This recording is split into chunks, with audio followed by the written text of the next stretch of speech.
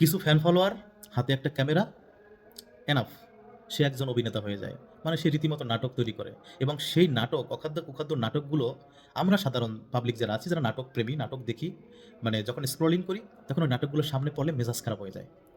যেমন আমি বলি, আজকে একটা নাটক দেখছি, দ্বিতীয় ফাগুন। দ্বিতীয় ফাগুন নাটকটা করছে আমাদের কাফি। কাফি তো ইদানিং বিশাল কন্ট্রোভার্সির ভিতরে আছে। কাফিকে কেউ পছন্দ করছে না।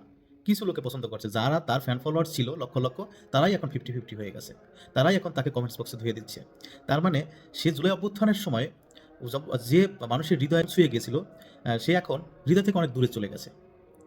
আমি তার বিষয়ে কোনো কথা বলতে চাই না। এইসব অখাদ্য কুখাদ্য নাটক ইউটিউব প্ল্যাটফর্মে ছেড়ে মানে আমাদের মতো যারা সাধারণ পাবলিক যারা আছি, যারা নাটক প্রেমী, নাটক দেখি, তাদেরকে রীতিমতো অত্যাচার করা হচ্ছে। দ্বিতীয় ফাগুন এটা কোনো নাটক হইলো? নাটকের নামটা দিয়েছেন সুন্দর। ঠিক আছে, নাটকের নাম সুন্দর। নাটকের নাম দেখেই তো আমরা দেখতে গেছি। নিজের যে একটা পপুলারিটি সেটা নষ্ট করেন না। আপনার কিন্তু অনেক পপুলারিটি ছিল, সেটা নষ্ট করে ফেলছেন। হুম? আমি আপনাকে উপদেশ দিতে কেউ না, কিন্তু অখাদ্য কুখাদ্য নাটক ভাই আপনি করেন না। ধন্যবাদ, ভালো থাকবেন।